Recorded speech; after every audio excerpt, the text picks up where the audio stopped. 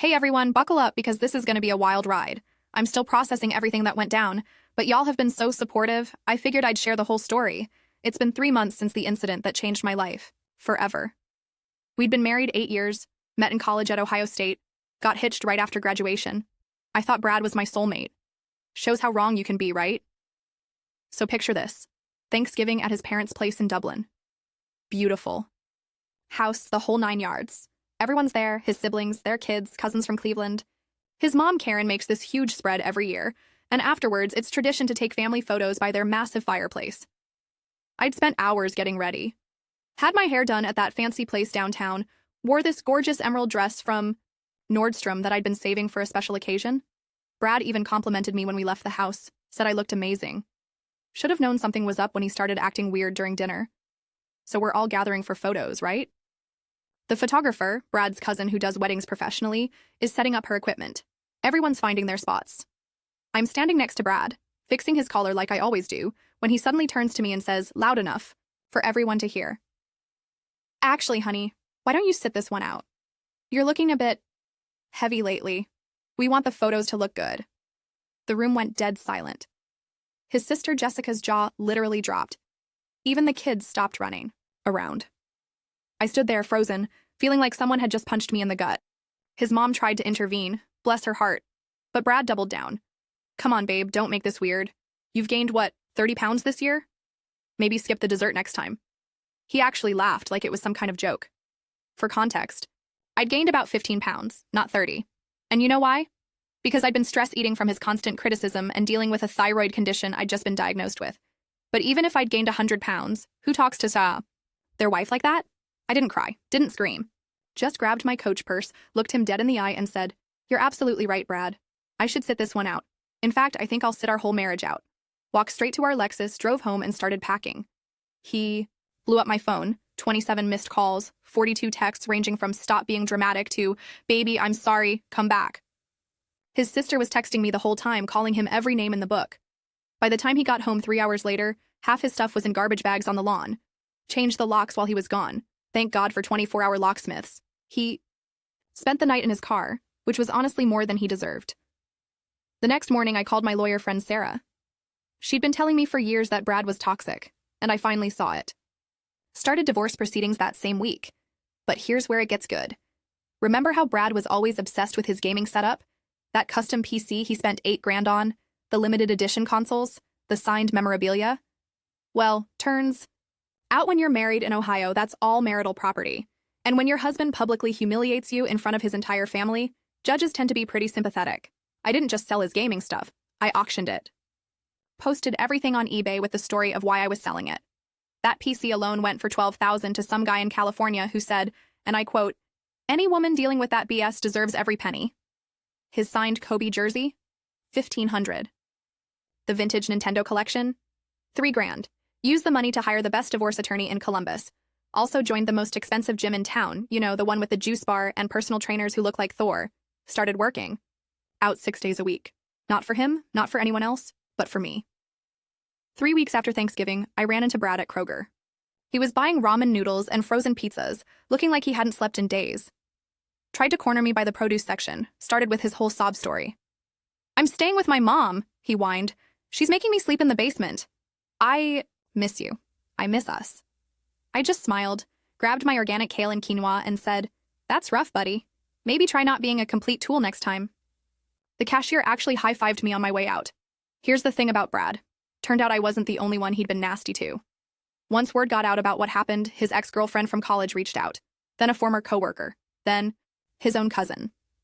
Apparently this man had a whole history of body shaming and emotional manipulation. We started a group chat. We call ourselves the Brad Survivors Club. My divorce lawyer says it's one of the most straightforward cases she's ever handled, especially after Brad's mom testified on my behalf. Yeah, you read that right. His own mother took my side.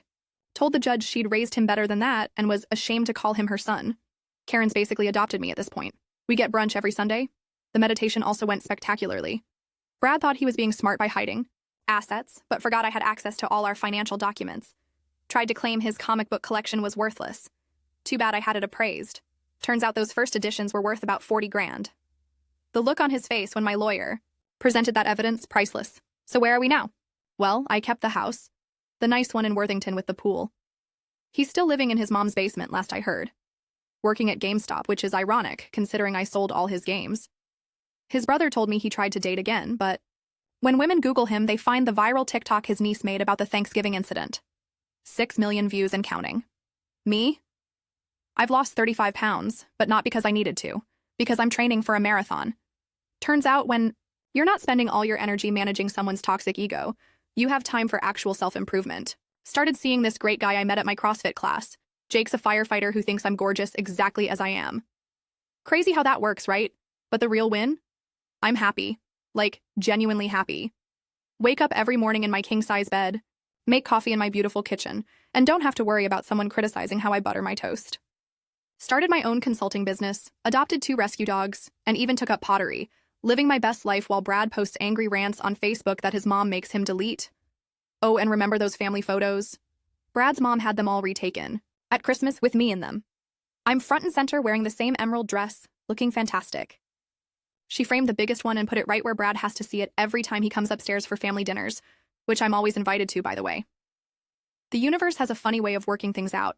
Sometimes the worst moments lead to the best transformations. Brad thought he was insulting me, but really, he set me free. And that, my friends, is the best revenge of all. Edit. Just wanted to add, if you're in a relationship where someone makes you feel less than, please, know you deserve better. It took me too long to realize that, but I'm glad I finally did. Your worth isn't determined by the number on a scale or the opinion of someone who claims to love you. Real love builds you up. It doesn't tear you down. Second edit. For everyone asking, yes, the divorce is final as of last week. And yes, I kept the ring. Had it melted down and turned into a medal for when I finished my first marathon. Seemed fitting. Update. Okay, so y'all asked for an update, and boy do I have one for you. It's been 2 months since my original post, and things have gotten interesting. Grab your popcorn because Brad apparently decided to go full nuclear. First, let me address something that came up a lot in the comments. Yes, this is real. No, I'm not making this up for internet points. I've got court documents, security footage, and a restraining order to prove it. Some of y'all said I was too nice in the divorce. Well, you were right. So after the divorce was finalized, I thought I was done with Brad forever. Started focusing on my marathon training, my business was taking off, and Jake and I were getting serious. Life was good. Then Brad apparently had what his mom calls a complete mental breakdown. It started with the flowers. Every day for 2 weeks, different florists would show up at my door. Not just any flowers, expensive arrangements. Roses, orchids, those fancy ones that look like tiny cabbages. Must have dropped $3,000 easy. I donated them all to the nursing home down the street. The residents loved them. Then came the letters. Not emails or texts.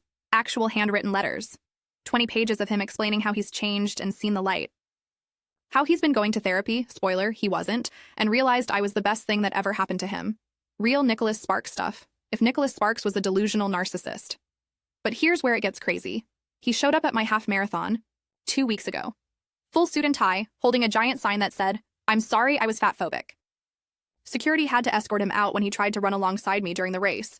The other runners were cheering when they dragged him away. Someone got it on video. It's probably on YouTube by now. Jake handled it like a champ. Just wrapped his arm around me at the finish line and said, "Your ex seems stable." We laughed so hard I nearly choked on my Gatorade. But Brad wasn't done. Last Tuesday, I'm teaching my evening yoga class. Yeah, I'm an instructor now, another thing I never had time for when I was married. Brad somehow convinces the front desk girl he's my husband there to surprise me. Walks right into the studio. During Shavasana, with a mariachi band. A full mariachi band. In a yoga studio. During the quiet meditation part. My students thought it was hilarious once they realized what was happening. This 70-year-old lady named Ruth stood up and told him to get his sorry behind out before she shows him what real flexibility looks like. The mariachi guys were super apologetic. Apparently Brad told them it was a marriage proposal, not a stalking situation. That's when I finally called the police. Turns out this wasn't Brad's first rodeo with harassment. He'd been bothering his ex before me too, but she'd moved to Oregon to get away from him. The judge granted me a restraining order immediately. But wait, there's more. Brad's mom called me the next day, absolutely mortified. Turns out Brad had stolen money from her to pay for all this. Emptied her vacation fund, the woman was saving. Up for a cruise to Alaska. $8,000 gone. She was devastated. So here's what I did. Remember all that money from selling his gaming stuff? I still had most of it. Gave Karen the full 8 grand for her cruise, plus extra for the deluxe package. She cried. I cried. We're going shopping for cruise wear next week. Brad found out about this and lost it. Posted this unhinged rant on LinkedIn. Yeah, LinkedIn. About how I was stealing his inheritance and manipulating his family. His boss saw it. Now he's not even working at GameStop anymore. Last I heard, he was doing DoorDash deliveries. But he got deactivated for confronting one of my neighbors during a delivery. The truth is, I feel sorry for him. Not enough to take him back, God no, but enough to hope he actually gets help. His sister Jessica told me he's been spiral posting on Reddit about how women only want Chad types and how nice guys finish last. The lack of self-awareness is astronomical. Meanwhile, my life keeps getting better. My consulting business just landed a major contract with a Fortune 500 company. Jake and I are planning a trip to Hawaii next month. I hit my goal weight last week, not that it matters anymore.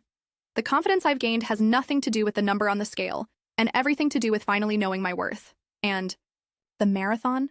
It's in 6 weeks. I'm running it in honor of every person who's ever been told they're not enough. Brad's mom is coming to cheer me on. She's making custom t-shirts that say, Team Not Brad. I'm not even joking. Sometimes I think about that Thanksgiving night. How humiliated I felt. How I thought my world was ending. Now I realize it wasn't ending. It was beginning. Brad didn't just insult me that night. He handed me the keys to my freedom. I should send him a thank you card. From Hawaii, to everyone still stuck in toxic relationships, it gets better. But only if you make it better. No one's going to rescue you except yourself. And trust me, you're stronger than you think. If I can go from crying in a Kroger parking lot to running marathons and starting my own business, you can transform your life too. Oh, and Brad?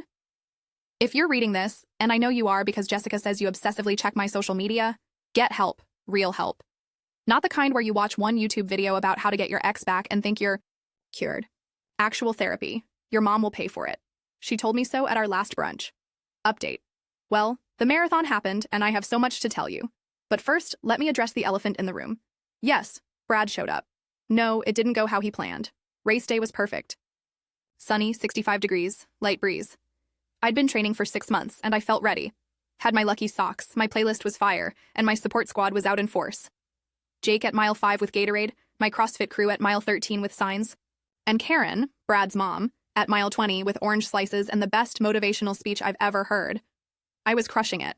On pace for a sub-4-hour finish, feeling like a warrior goddess. Then, at mile 23, I see him. Brad. Standing behind the barrier with a huge bouquet of roses and a sign that said, "Take me back at the finish line?" You know what's wild? I didn't even feel angry. Just amused. Like, this man really thought he could show up at mile 23 of my marathon and make it about him? The audacity was almost impressive. But here's where it gets good. The running community is tight, and word had spread about my story. The other runners started chanting, "Not today, Brad," as they passed him. This guy dressed as a dinosaur. Marathons are weird, y'all. Actually stopped to lecture him about respect and boundaries. In full T-Rex costume. It was beautiful. Security. Was already moving in when the best thing ever happened. This group of women I'd been pacing with for the last few miles surrounded me like a protective shield. One of them, a badass named Maria who's run like 30 marathons, grabbed the megaphone from a race volunteer and announced, "Attention everyone, this creep is harassing one of our runners. Let's show him what runner solidarity looks like." What happened next still makes me emotional. Every single runner in sight started cheering my name, not Brad's, mine.